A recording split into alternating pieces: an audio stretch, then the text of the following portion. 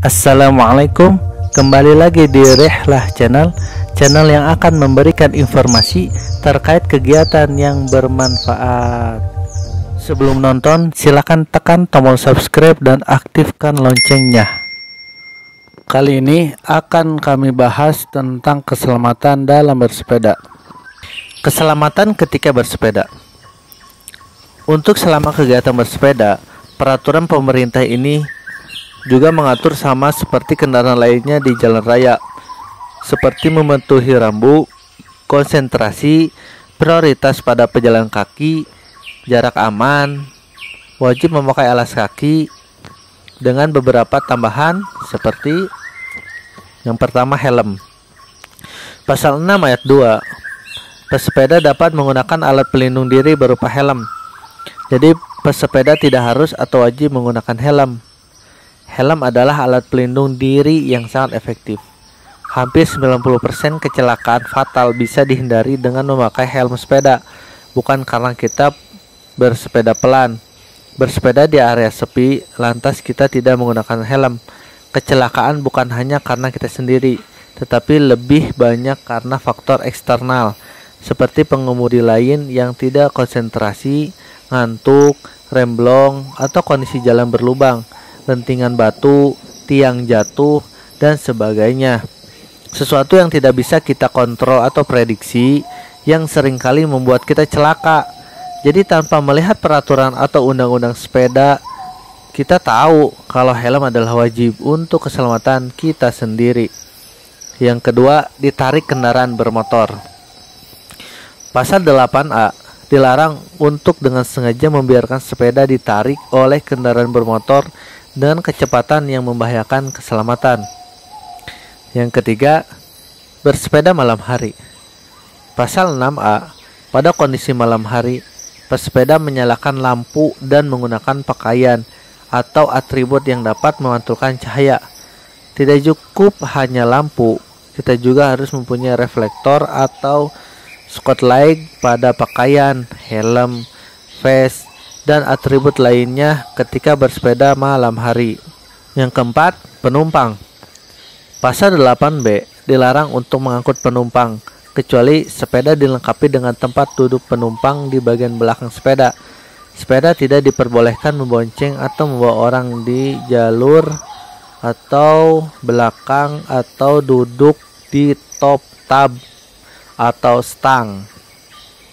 Yang kelima, menggunakan atau mengoperasikan perangkat elektronik seluler saat berkendara, kecuali dengan piranti dengar. Yang keenam, menggunakan payung sambil bersepeda. Yang ketujuh, tidak boleh berdampingan sejajar lebih dari 2 sepeda.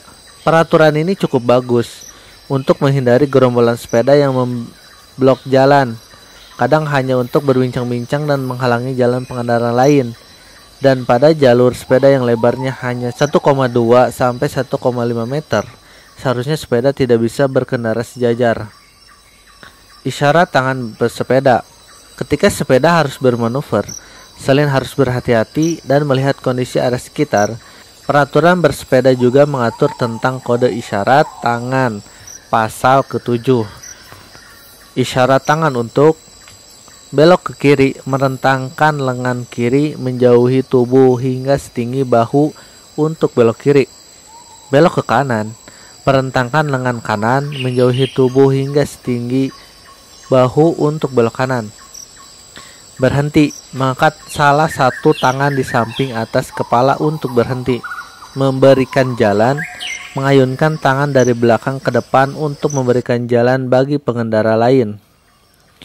Yang juga penting diperhatikan pesepeda ketika memberi kode tangan adalah posisi tangan di stang dan tuas rem.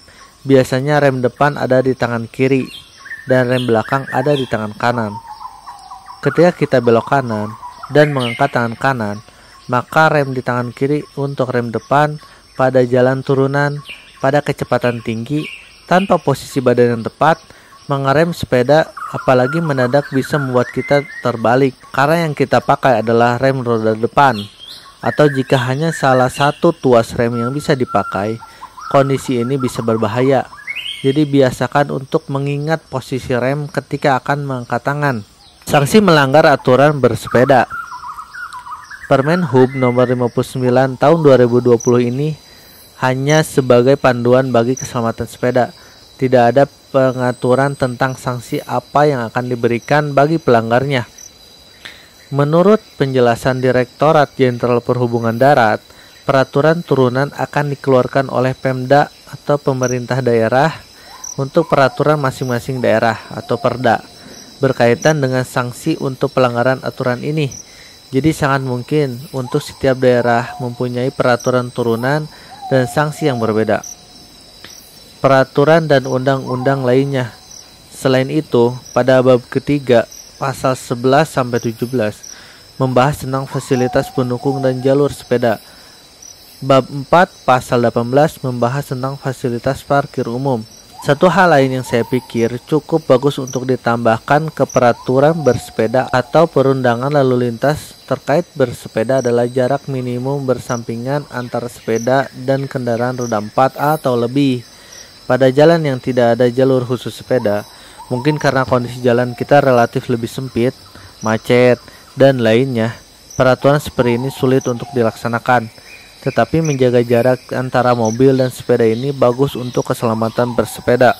Sepeda lebih sulit untuk menjaga keseimbangan dibandingkan motor yang bannya lebar, sehingga kadang karena ada batu atau hal lain, sepeda bisa harus oleng atau terpaksa berbelok sedikit ke samping. Bobot sepeda yang ringan membuat sepeda mudah goyang ketika diterjang oleh angin mobil yang lewat di sebelahnya, apalagi jika berkecepatan tinggi atau mobil besar seperti bus. Undang-undang ini sudah disahkan dan diberlakukan, tidak bisa kita abaikan. Tidak ada yang bertolak belakang dengan prinsip dasarnya, yaitu untuk keselamatan kita, para sepeda. Dan bagaimana pendapat kamu tentang peraturan bersepeda nomor 59 tahun 2020 ini? Tulis di komentar.